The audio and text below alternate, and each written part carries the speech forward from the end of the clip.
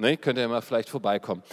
Jetzt allerdings zu dem nächsten Sprecher und es geht mal wieder um die große technische Revolution, weil die ganzen Politiker und Regierungen dieser Welt haben sich ja darauf geeinigt, dass gerade Twitter ein wunderbares Werkzeug ist für den normalen Menschen auf der Straße, Systeme zu unterwandern. Jetzt kann man sich allerdings fragen, ist das wirklich so oder vielleicht benutzen die Systeme ja ganz genau die gleichen Werkzeuge.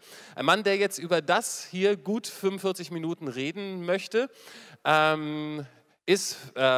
muss ich ganz kurz lesen, hat geschrieben, wollte ich sagen, für The Economist, die Newsweek International, die International Herald Tribune und so weiter. Sein Name, ich versuche ihn richtig auszusprechen, Evgeny Morozov und da ist er. Bitteschön.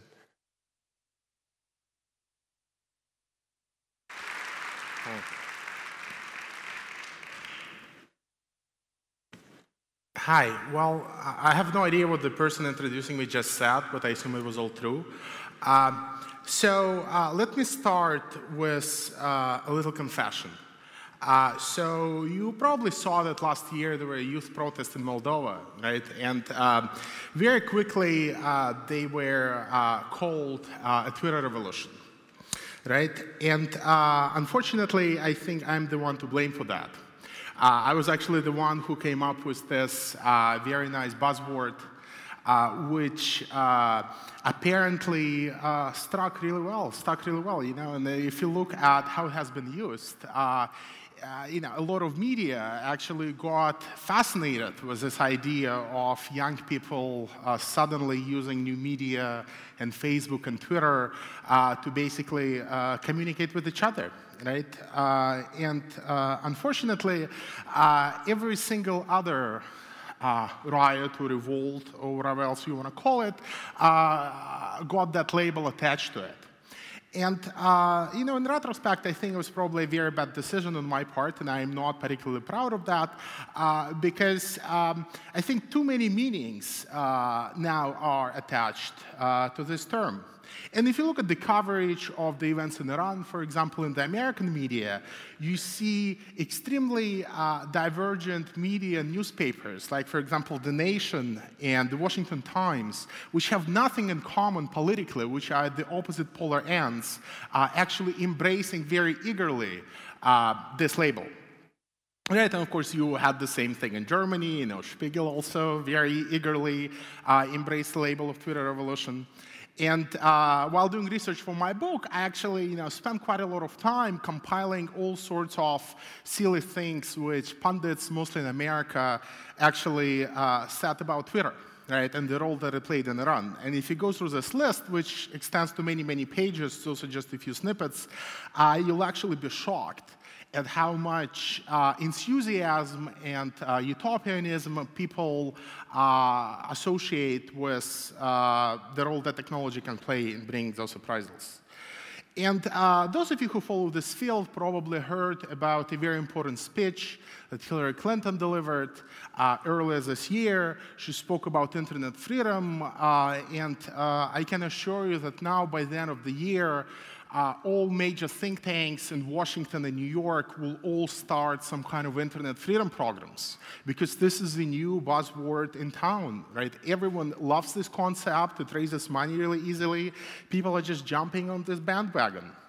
Just to give you an example, next week on April 19th, you actually have an event in Dallas at George Bush Institute, right, which is this new conservative think tank, which is all about cyber dissidents and internet freedom, and it's actually opened by George Bush, right? And this kind of shows you, and you know, you can see further on the schedule, it has things like e-freedom, and it has things like, you know, freedom stories from the front lines.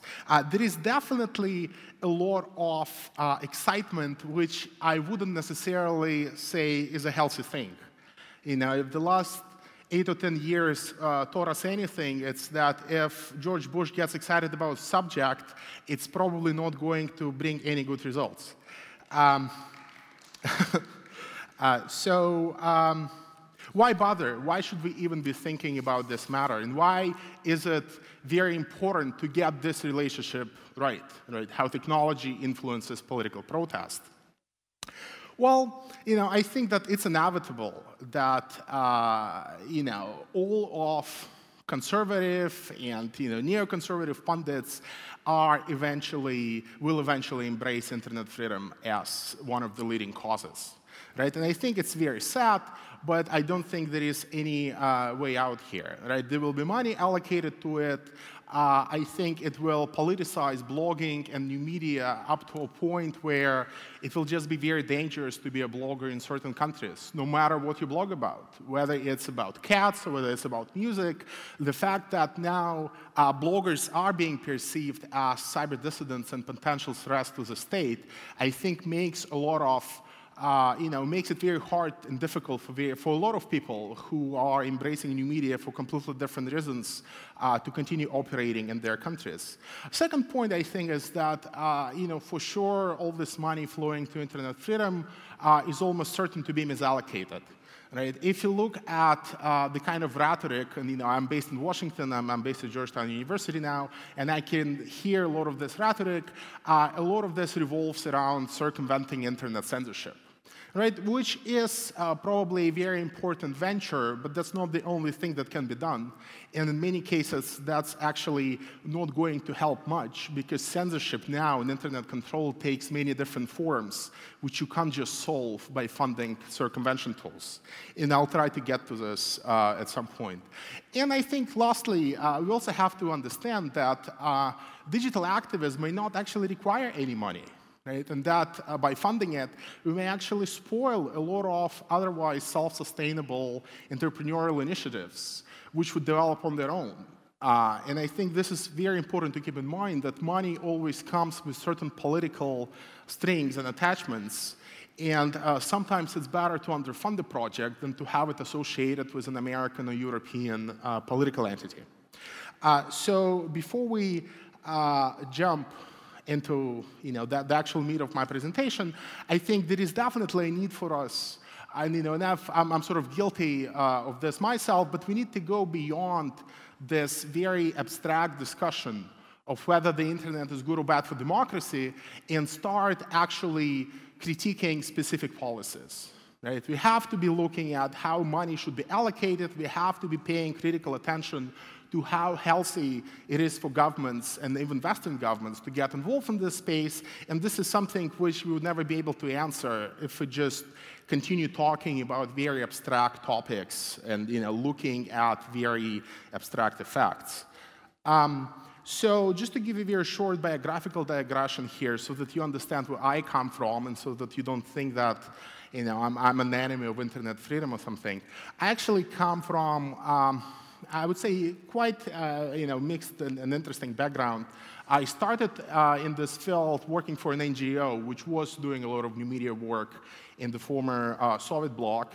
I got involved very closely with the Open Society Institute, which is the philanthropic arm of George Soros, and I'm still advising them on a lot of issues which have to do with internet and democracy. So I'm actually at the front line of allocating some of that money.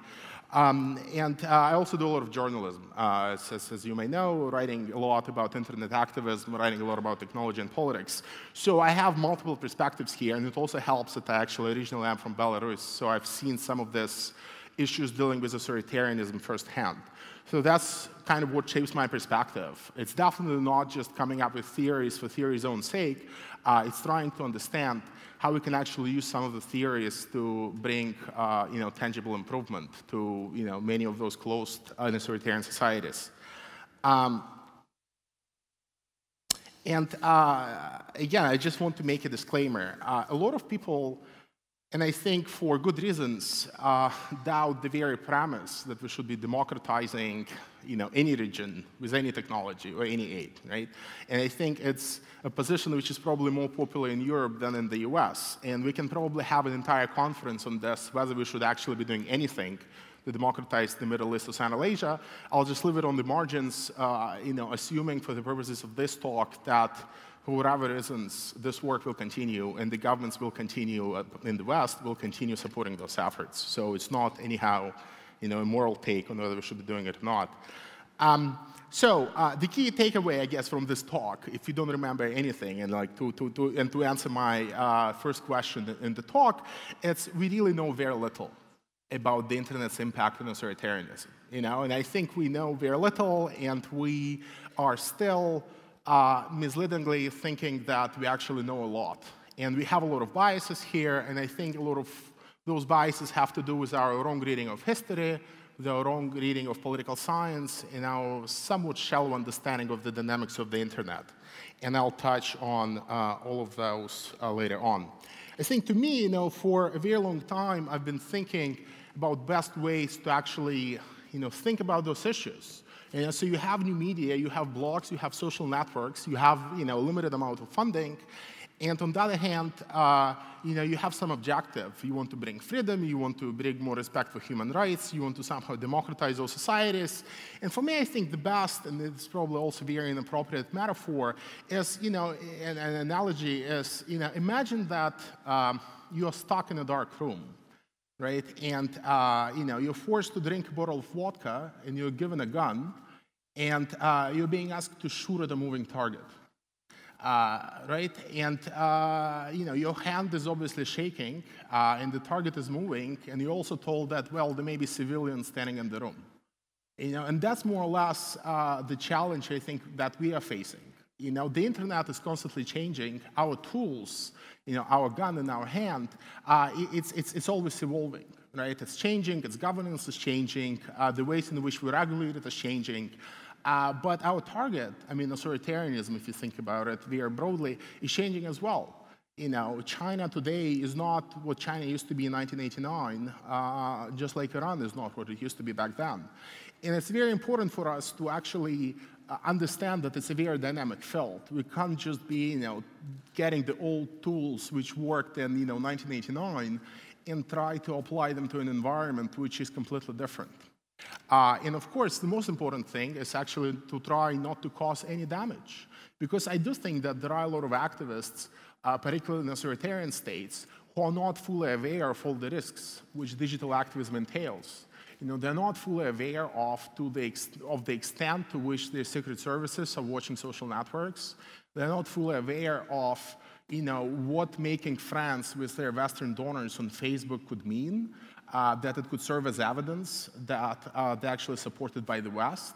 There is this very famous example of an Iranian academic who was actually part of a mailing list about academic affairs, and it was run by Columbia University. And during his trial in Iran, the prosecutor actually used his membership in an email group, in an email list, as a proof of his ties to the West. If you push it a little bit further and start thinking about what kind of evidence you can get from Facebook and Twitter, it's a completely different issue. So yes, there will be casualties, and I think we have to make sure that we minimize them. But the point here is not to continue shooting in the dark room until we run out of ammunition. That would be the very wrong prescription to take, right? The right course of action is actually try to search for the light switch. Right? And I think that's the only option that we have. It's trying to understand how exactly governments are adopting to these environments, and how exactly, how exactly bloggers and the media types actually challenging the power of the governments. I think until we understand those two, we'll continue shooting in the dark, and we will continue missing a lot of targets, and we'll continue putting many people in danger. So if we frame this question really broadly, what role does information play under authoritarianism? I think the obvious question, the obvious answer is that, sure, all dictators hate information. They hate it, they try to suppress it, they try to censor it. Why even bother asking this question? I think it's a very simplistic view, and it's actually probably not true. For I myself can list at least 3 ways right now in which they benefit from information. And if you think about it, and if you look at sort of political science and how they think about the authoritarianism, you'll see that yes, information can be very strategically used for propaganda purposes. It can be used to neutralize dissent and somehow push people towards entertainment and away from politics. It can be used for more effective governing, and I'll talk about that in a while. Of course, it can be used for spying, surveillance, and many other things. Right? There is nothing that tells us that information or the internet, by extension, has only a positive effect on those countries. And I think that's a footnote which all of us have to keep in mind. I think if you look at the US specifically, there is this very, I think, misinformed view that the US actually won the Cold War, and they won the Cold War because they were smuggling banned literature and Xerox machines and fax machines, and they were broadcasting through Radio Free Europe to Central Eastern Europe. And I think there is some truth to that statement, but I think, for those of us who come from this region, it's a very simplistic view, which, completely ignores the economic reality that, communism ran out of steam, there were a lot of other tensions within it, and that information may not have been what killed it. But if you look at the kind of, intellectual discourse in the US, particularly in the early and mid-90s, you would see books like this one, which was written actually by a former Moscow bureau chief for one of the big American newspapers, where, the thesis is that it's the information which killed the Soviet Union. And if you look at many of the statements made by people like, Francis Fukuyama in the early 90s or Sam Huntington, all of them definitely credit the information with the fall of authoritarianism. And, that's why a lot of people in Washington, I can't speak credibly about Europe, but a lot of people in Washington, still knowing that assumption and knowing what happened there, they still think that that's exactly the same role that information technology will play in modern Iran or China or Russia, or whatever. And I think it's just too early to tell, right? There are more and more revisionist accounts of how actually, communism ended, and I don't want to get into this historical debate, but I think it's a very naive reading of history, and I think it's a very simplistic reading, which can potentially misinform the policies we are going to devise for, changing other authoritarian regimes. There is. It's not, of course, an official name, liberation by information, but there are a few people who are studying the internet, and some of you may know that I've had a lot of debates and discussions with Clay Shorkey, for example. You can also get Howard Rheingold here, who wrote the book Smart Mobs. There is a lot of positive, and I would say, optimistic expectation that somehow the internet can topple authoritarianism. And I'll try to summarize this theory here because I think it's very important for us to get what these people are actually saying and try to see what potentially could be wrong with that. So the basic theory goes like this. Now the internet allows people to see all the facts, see what exactly is wrong with the government. The government can no longer lie to them. They also get very cheap tools through which they can organize, whether it's blogs or social networks. And they also have cheap media like cell phones, like cameras, with which they can actually document any police brutality that would result and share it with the rest of the world. And that would somehow prevent the government from violent crackdown. Right? And there are lots of academic theories built here in the information cascades that, the more people do that, the more intense it becomes. And, I think that's a widely popular view that that's exactly what the influence is. To critique this theory, I think we have to still ask quite a few questions, because I think there are too many assumptions built into this. And I think by accepting the theory without much critical thinking, we actually risk making the wrong policy decisions. And as you see, to me, it's all about what the future holds, because we do have to base our policies on something, and in most cases we have to build them on assumptions that result from theories like this one. In terms of actual unanswered questions, is it really true that through blogs and social networks and Flickr and Twitter, people would only get positive incentives to participate because they see that the government is falling? Could that be that they would also see that the government is reacting very violently, and all of that will spread virally, and they would actually lose any incentives to participate? You've all seen this famous Nada video of this young woman who was killed in Iran. And to me, it's still not clear what the overall impact of that was. Did it bring a few hundred other, people into the streets?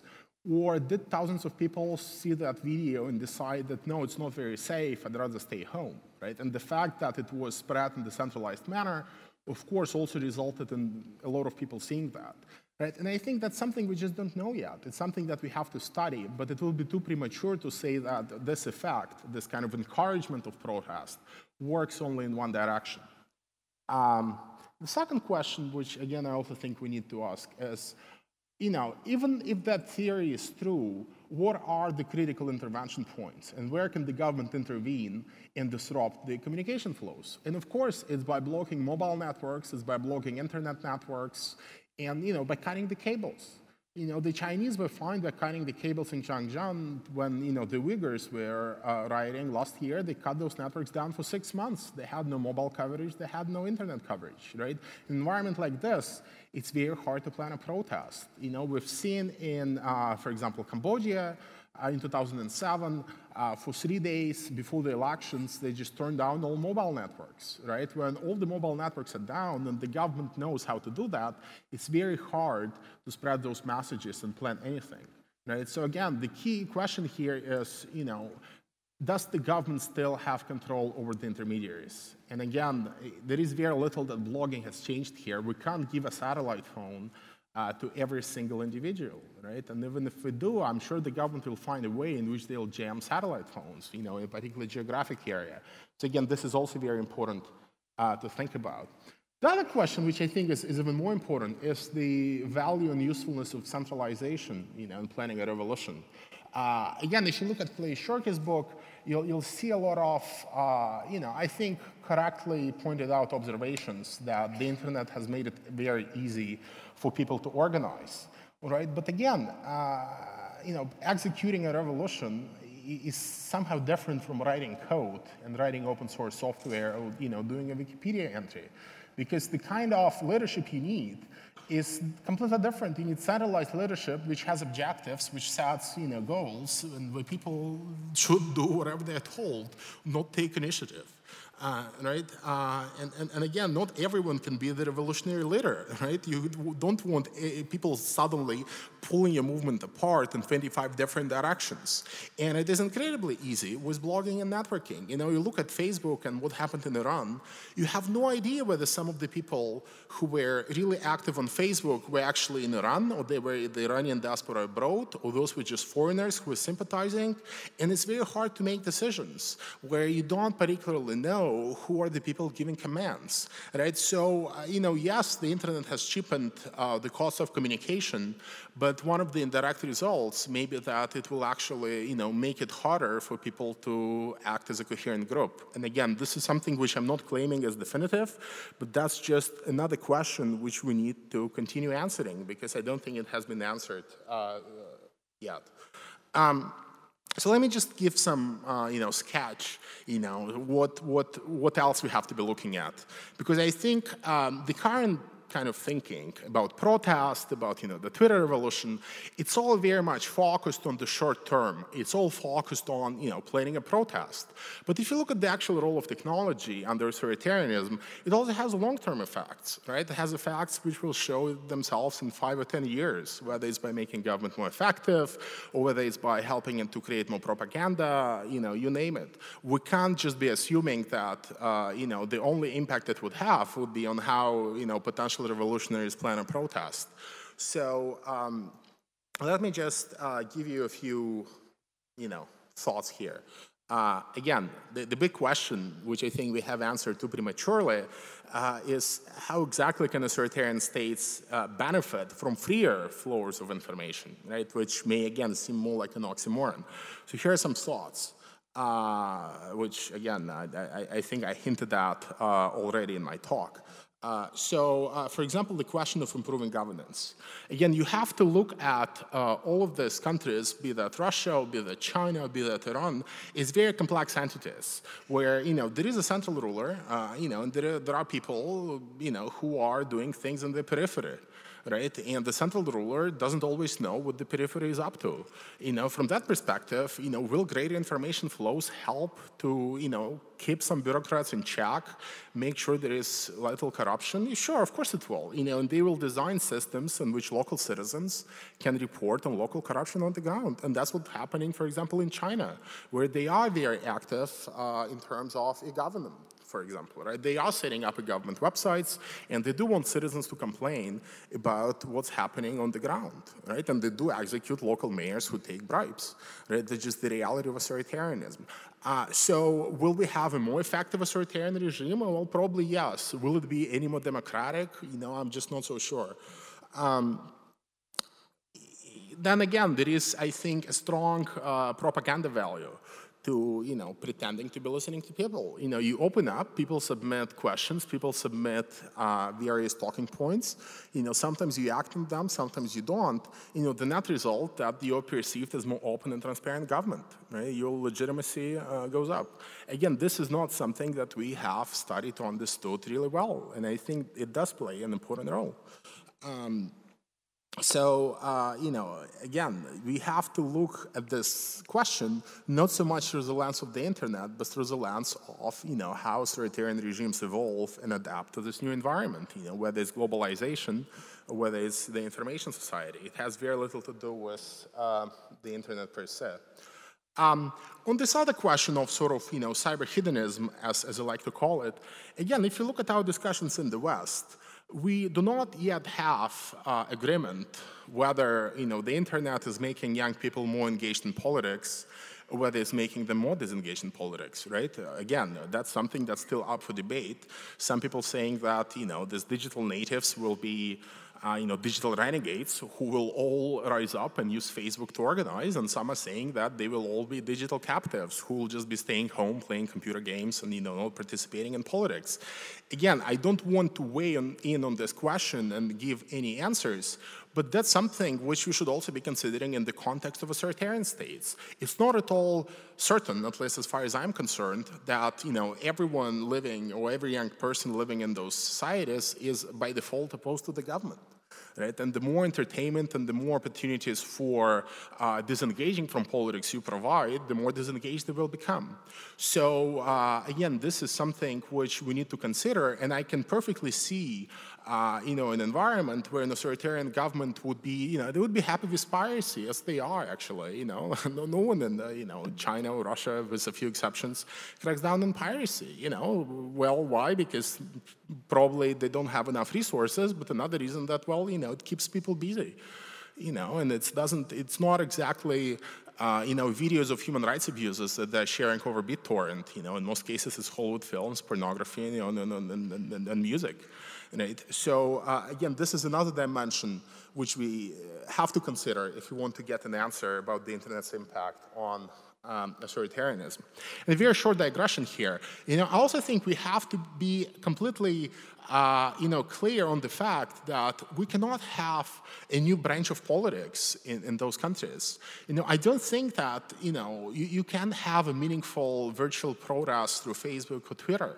Yes, you can organize campaigns, you can highlight certain issues, but to change the situation in any of those countries, you still have to do a lot of dirty business. You still have to get arrested, you still have to participate in rigged elections, and you still have to do a lot of things which, result in you being beaten up by the police.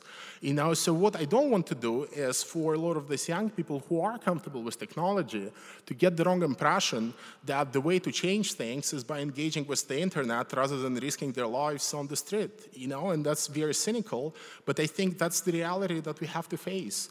We can't just be pushing them away from traditional engagement because it's through traditional engagement that change will come, if it ever comes. That's just something that we shouldn't lose sight of.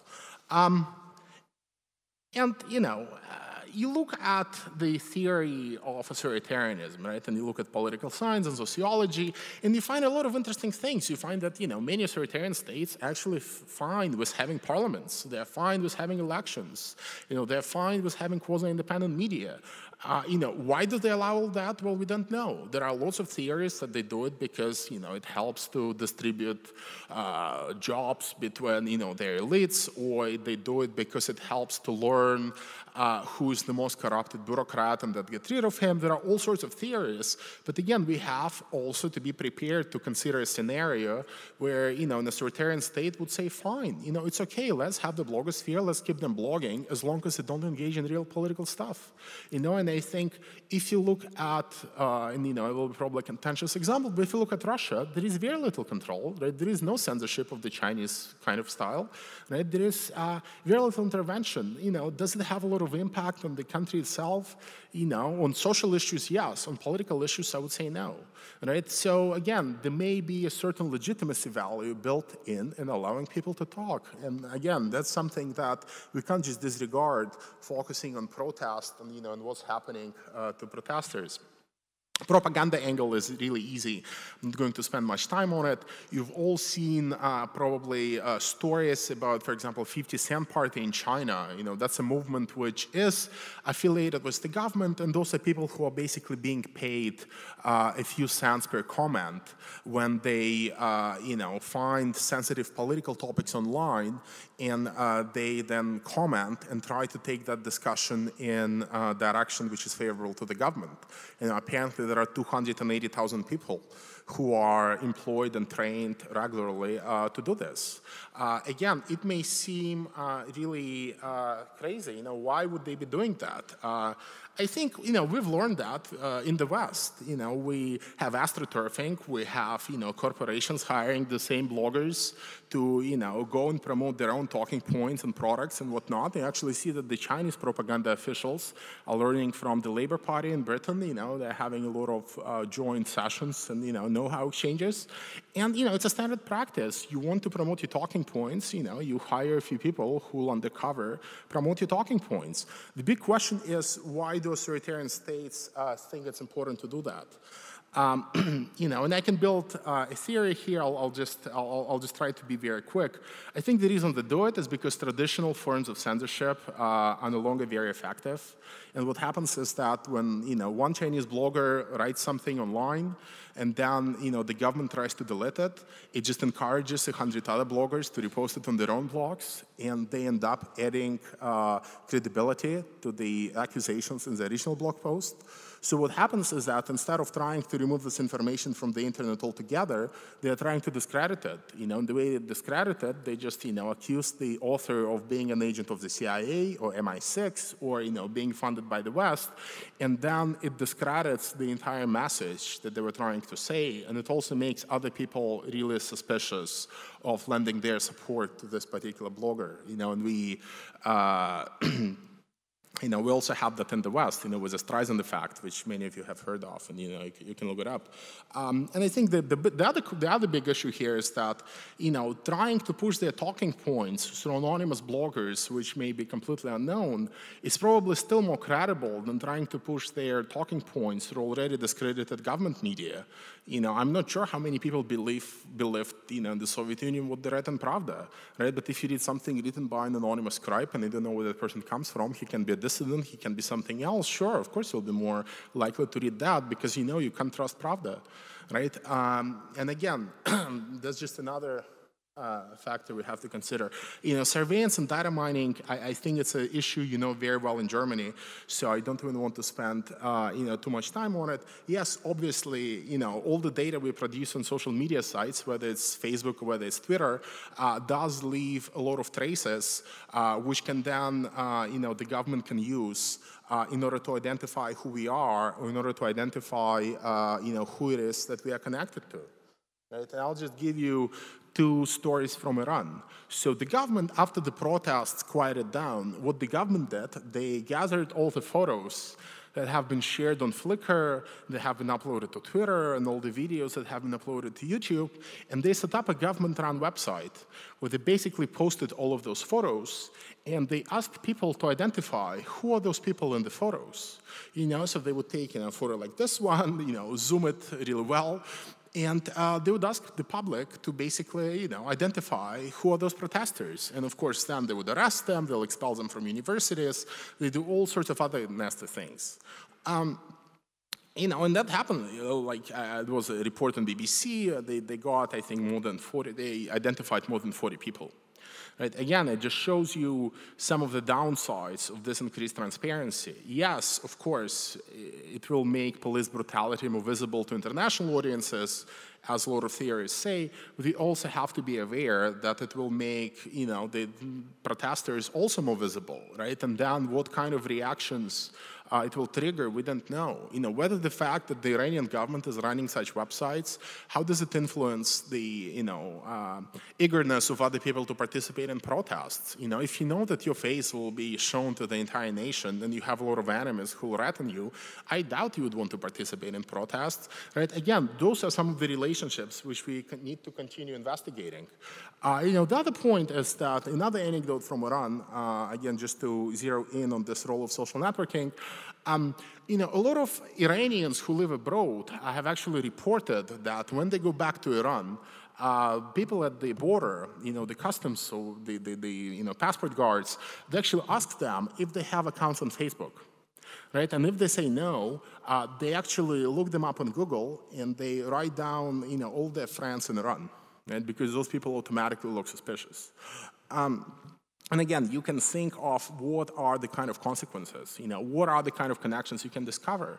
In the past, it used to be really hard, like the KGB and others had to torture to get that kind of data. Now we self-disclose it on Facebook and you can just go and do some data mining and you'll know all of the social graphs. It may seem trivial, but again, the fact, as I've mentioned before, the fact that you're even part of a mailing list already, presents evidence that you're somehow connected to the West.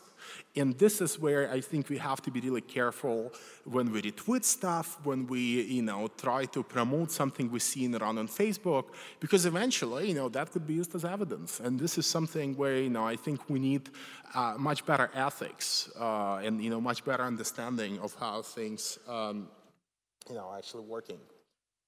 So you probably get the idea about social networks, so I'll skip that. The other bit on surveillance, which really bothers me now, is, you may have seen this innovation from China last year, the software called Green Dam, which they wanted to install on all computers sold in China, right? And, it was it wasn't such sophisticated piece of software. Much of it was based on Western technology, which they could have stolen, actually, as it turned out.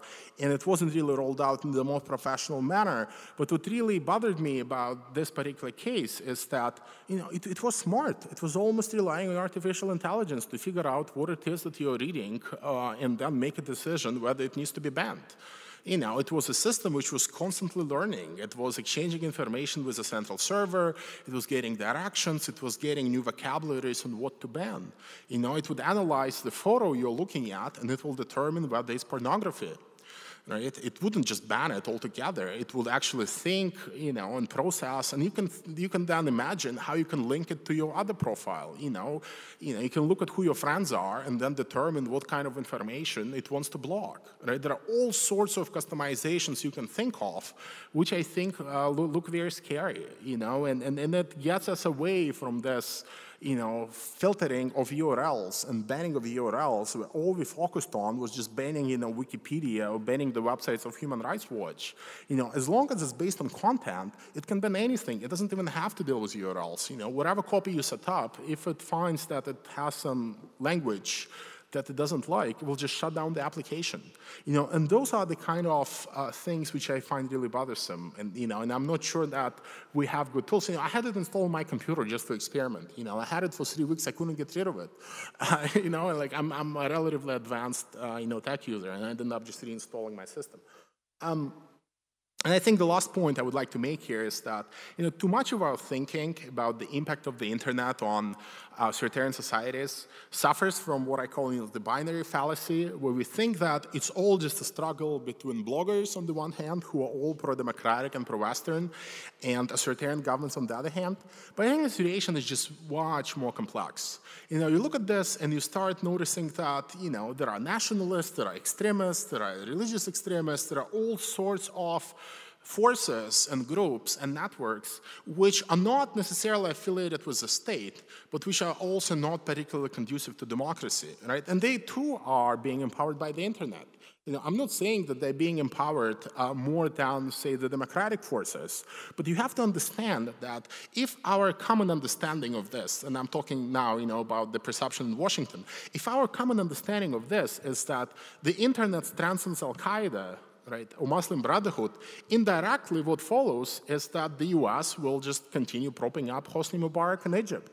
Right? So this is a very direct geopolitical implication. Right? So if that's the conclusion we want to draw, we also have to be prepared to face the geopolitical consequences. Right?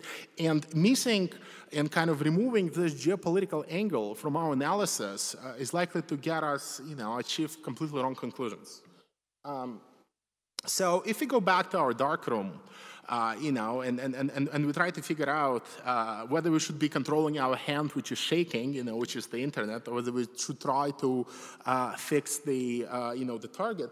I think the best thing we can do is probably to control our own hand, because the target will keep moving. At this point, I'm not sure that even, the Chinese leaders understand what keeps China, going and ticking, right? I think at this point it's so complex. Very few people understand how exactly it works and what it does, and what are the politics of resistance in a country like China. But I think that the internet is something that we can still control and at least ensure that it stays as it is, and it doesn't become more centralized, or it doesn't become more opposed to privacy or anonymity. And I think this is where the biggest challenge actually is, at least in the US. There is a huge tension between domestic and international internet agendas. And I'm talking about the US. I'm sure it's more or less the case in the EU as well. If you listen to people working in the intelligence community and the military, all they talk about is how we can fight cyber war, how we can fight cybercrime, how we can remove anonymity, recently Mike McConnell, the former director of National Security Agency, said that we need to re-engineer the internet to make it easier, to attribute cyber attacks. And, I think it's a terrible idea, right? And this is where we'll start getting a lot of contradictory messages, because we cannot be restricting anonymity online at the same time as we're trying to empower Chinese or Iranian cyber dissidents. Right? Those are two completely contradictory messages, and we will be accused of hypocrisy. And just to give you another example, when you get American hackers who attack the websites of the Iranian government, the reaction in the US is non-existent. We call it hacktivism, and we just let it go. But then you get Russian hackers attacking Estonian websites.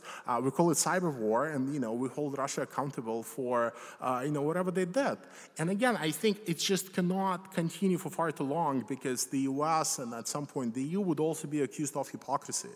Right? And that's just inevitable. So I just don't know for how long we can go, trumping this message of internet freedom if all we're doing is trying to restrict it at home, right? And that's just a very big challenge, which we don't really know how to address.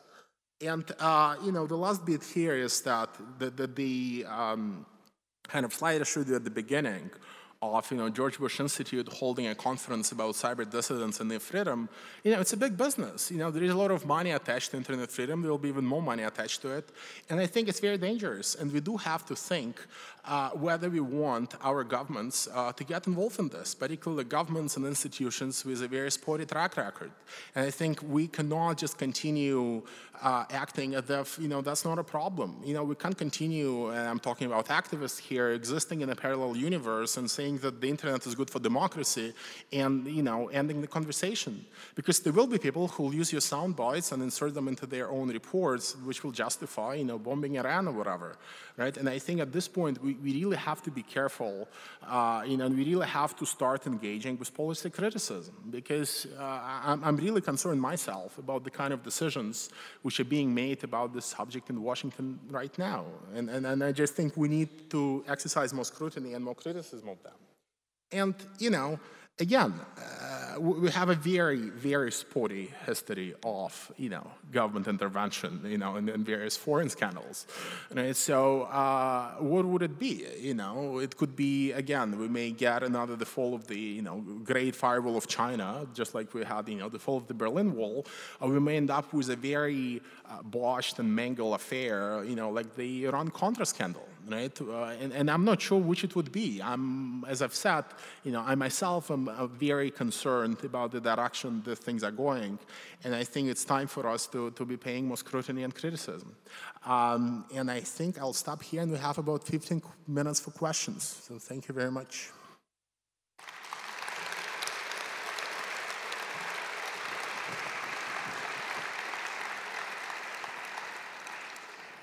Das alte Spiel. Gibt es noch Fragen?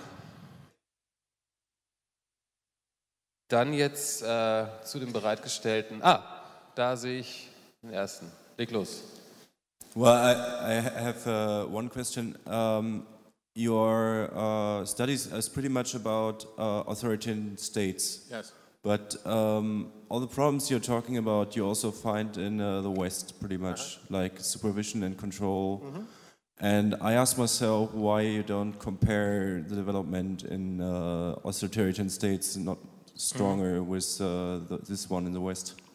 Sure. I mean, I'm not. Sorry, that was not the message I wanted to send. No, I'm actually very concerned about what's happening in the West, because I think a lot of decisions which are being taken in countries like Australia, for example, they help to justify more internet censorship in China.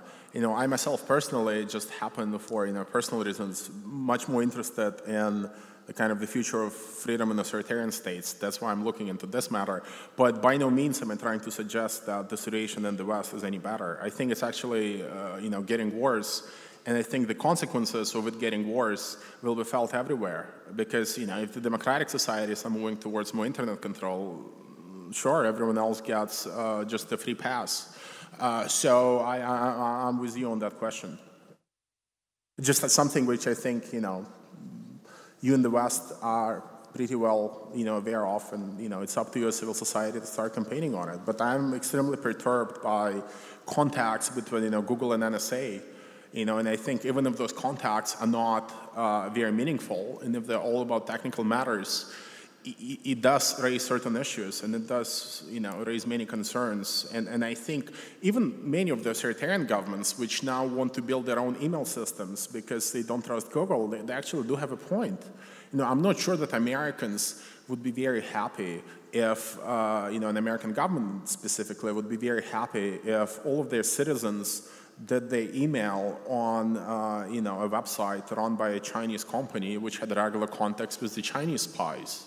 So I'm all with you on that. Ist die Frage beantwortet? Ja? Yeah, well, I think there's very little knowledge about the control techniques which are used by the services in the West. That's a little bit the problem. I mean, we don't know much about what NSA and so on, and Echelon Project has information from the net. Well, look, I mean, I can't study everything, right? I have to concentrate on something. So, gibt es noch weitere Fragen? Ja, und da geht die Hand hoch. So one issue you didn't talk too much about today, but which was brought up in a recent talk with Clay Shirky published in the Frankfurter Allgemeine Zeitung in Germany, where you basically said that in the Twitter age there can't be a revolution leader in the sense of Solzhenitsyn, who has really thought for a long time about an issue, because it's just like only 140 characters, so basically, as I understood it, you were saying that, well, all those Twitter users, they don't think anything through, and now there can't be a real revolution leader, and then there's no revolution anymore, or whatever. Well, so I was, okay. what I want to ask you is, what do you believe? Will they just should today's revolution leaders not use modern communications technologies because it's just so short-term, as you said today? Yes. Well, that's certainly not exactly what I said. I don't think I wouldn't dismiss, people who use Twitter, because I use it myself pretty actively and regularly. It's just that you have to understand that first of all, many of those tools are not particularly suitable to planning a revolution. If you want to plan a revolution, you don't announce it on every corner, right? And that's more or less what Facebook and Twitter are, right? They're very public by nature. And I actually think one of the reasons why the Iranians did not fully block Twitter and Facebook during their protests was because they were used as very useful tools for intelligence gathering. They just it was useful to keep Twitter and Facebook operational because you could actually learn quite a lot about what people were saying, what protests were emerging, things like that. I'm not a technological determinist, so I by default cannot tell you that Twitter will make revolutions impossible, because I don't think it's at all about Twitter. Whether it somehow pushes people who have not yet been engaged in politics towards kind of a very naive interpretation of how social change happens, I think yes. I think there is very little you can change with Twitter in a country like Belarus or China. I mean, there are some practices you can enhance, but primarily it's all about real-world action. It's getting engaged, and getting beaten up by the police. I don't think there is an easy way out. You still have to go through all of that stuff. So from that perspective, no, I don't think you can have that on Twitter alone. Can you have a meaningful campaign to raise awareness about a certain issue? In democracies, sure. And I think the stronger your democracy, the more useful Twitter will be in highlighting, the problems you're working on, right? So sure, you can publicize a campaign in Germany or Britain on Twitter, and you can get the media and the courts to act on it. The problem is that if you look at a country with no civil society whatsoever, like Turkmenistan, there is no one to influence with Twitter. There is no media or courts that will look at Twitter and say, hey, there is popular pressure coming on us, right? So, I'm not subscribing to any deterministic views. It all depends on society, but we have to get a much better handle of how the societies work before we can draw any conclusions about technology. Sorry, I don't know if it answers it. But... Okay, thank you. So, 2 Fragen hatten wir schon. Vielleicht noch eine zum Mikrofon, entweder hier vorne oder dann dort. Nee, ich glaube nicht. Well, I think we've done. I'm not sure. I don't know. You told me. Any questions? No. Hey, go ahead. There is. Oh, I'm sorry. Hey, so you gave us 2 competing views in America. The Defense Department view that we need less anonymity and more cybersecurity, and the State Department view that we need to promote internet freedom around the world. And those 2 are, as you mentioned, contradictory. Yes. But they seem to come from 2 different places, Defense Department, State Department. Yes. Do you see this as an attempt to lock down the American internet and promote freedom elsewhere, or as just a tension between 2 agencies trying to figure out what the American position will be? No, I don't think that the agencies are actually aware of that tension. I'm not sure that there is such a good conceptual handle of the internet-related issues in either of those agencies that they actually understand that they're about to collide.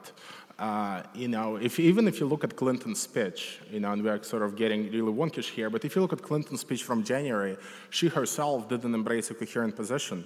She said, on the one hand, we need to protect anonymity, well, we need to protect dissent online, but on the other hand, anonymity fuels piracy, and that hurts our companies, you know? So I don't think there is even consistency within specific departments. But I also think that, you know, that they have to have priorities. You know, what do we want to do? Do we want to empower Iranians, or do we want to defend Viacom? You know, and then essentially, again, they'll be accused of hypocrisy sooner or later, you know, and that's just something that they need to be aware of. So, das war's jetzt mit der Fragerunde. Nochmal bitte einen großen Applaus. Hier ist Evgeny Morozov. Thank you very much. Thank you.